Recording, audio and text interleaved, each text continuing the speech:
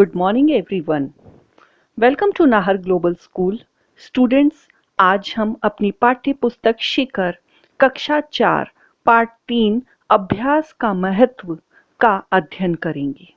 तो आइए कहानी शुरू करते हैं। बात उन दिनों की है जब लोग अपने बच्चों को विद्या प्राप्त करने के लिए गुरुओं के आश्रम में भेजा करते थे। बालक वरदराज जब 5 वर्ष का हुआ तो उसके पिता ने भी उसे शिक्षा ग्रहण करने के लिए एक आश्रम में भेजा। आश्रम में गुरुजी ने अन्य बालकों के समान ही वरदराज को भी पढ़ाना प्रारंभ किया। वरदराज आश्रम में रह तो रहा था, लेकिन उसका मन पढ़ाई में नहीं लगता था। गुरुजी ने उसे तरह तरह से पढ़ाना और समझाना चाहा, लेकिन उसे कुछ भी समझ ना आता था। गुरुजी जो कुछ पढ़ाते उसे वह याद ही नहीं रख पाता था। उसकी ऐसी स्थिति देखकर आश्रमवासी बच्चे उसे मन बुद्धि कहकर चिढ़ाने लगे। इसी प्रकार 5 वर्ष बीत गए। धीरे धीरे उसके सहपाठी उससे आगे बढ़ते गए, पर वरदराज वहीं का वहीं।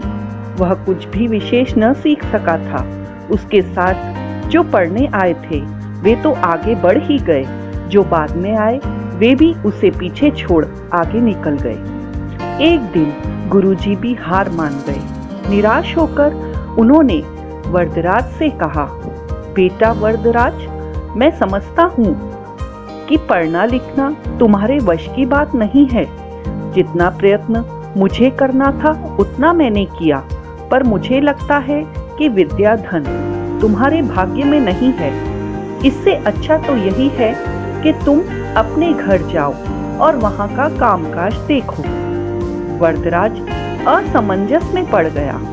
गुरुजी के मना करने के कारण उसे अपना भविष्य अंधकारमय लगने लगा।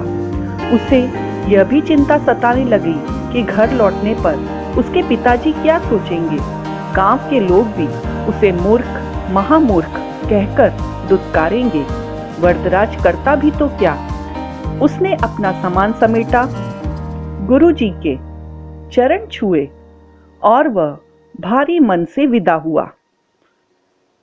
वह उदास होकर अनमने भाव से चला जा रहा था। घर वापस जाने का उसका जरा भी मन नहीं था, पर कोई और ठिकाना भी नहीं था। कहाँ जाए, क्या करे, उसकी समझ में कुछ भी नहीं आ रहा था। वह सवेरे चला था, अब दोपहर हो आई। रास्ते में खाने के लिए गुरुजी ने उसे थोड़ा सत्तू दिया था। उसे भूख प्यास भी लग आई थी। चलते चलते उसे एक कुआं दिखाई दिया। वह पानी पीने के लिए कुएं पर पहुंचा।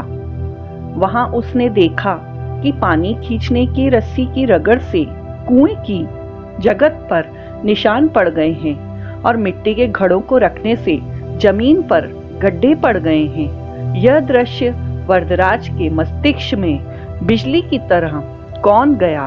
उसने विचार किया कि जब रस्सी की बार बार रगड़ खाने से कठोर पत्थर पर निशान पड़ सकते हैं, तो क्या लगातार परिश्रम करने से मैं विद्वान नहीं बन सकता। बस फिर क्या था। वरदराज के मन में आशा की किरण जगी। वह बुदबुदाने लगा, मैं भी लगातार परिश्रम करूंगा।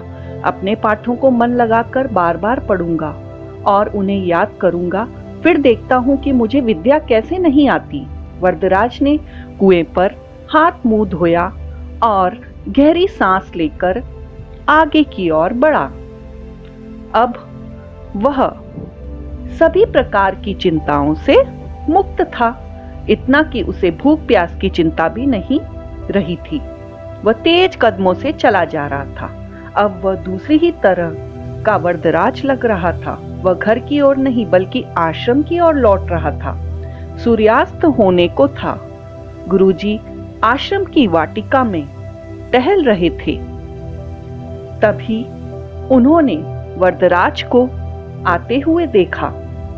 उन्हें लगा कि शायद आश्रम में कुछ छूट गया हो, जिसे लेने वह लौटा है। वरदराज ने गुरुजी के पास पहुंचकर उनके चरण स्पर्श किए।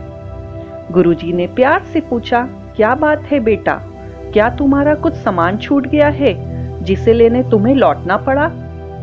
वरदराज नम्रता पूर्वक बोला, हाँ गुरुजी, मेरी विद्या यहीं छूट गई है, जिसे इस बार मैं अवश्य लेकर जाऊंगा। अब मेरी आंखें खुल गई हैं। मैंने निश्चय किया है कि मैं पूरी लगन और परिश्रम से पढ़ूंगा। अब कभी आपको निराश होने का अवसर नहीं दूंगा। गुरुजी का दिल पसीज गया।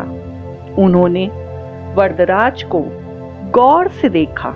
उसकी आंखों में चमक थी। गुरुजी ने इतना भर ही कहा, तुम जो कुछ कह रहे हो, यदि उसे कर दिखाओगे तो मुझे बड़ी प्रसन्नता होगी। वरदराज ने पढ़ाई प्रारंभ की। अब तो उसकी भूख और नींद पता नहीं कहाँ गुम हो गई। वह देर तक पढ़ता और प्रातः सबसे पहले उठ जाता। वह अपना एक क्षण भी व्यर्थ न गवाता। उसने दिन रात एक कर दिए। इसका प्रभाव यह हुआ कि पहले पाठ याद करना उसे पहाड़ पर चढ़ने के समान कठिन लगता था, अब वही सरल लगने लगा। गुरुजी और अन्य बालक वरदराज में आए इस परिवर्तन को देखकर आश्चर्यचकित रह गए। अब वरदराज की गिनती प्रतिभावान बच्चों में होने लगी। यह उसकी लगन और कठोर परिश्रम का चमत्कार था। जानते हो, यही वरदराज आगे चलकर संस्कृत के महान विद्वान बने। संस्कृत के सबसे बड़े विद्वान पाणिनि के बाद वरदराज का ही नाम आता है।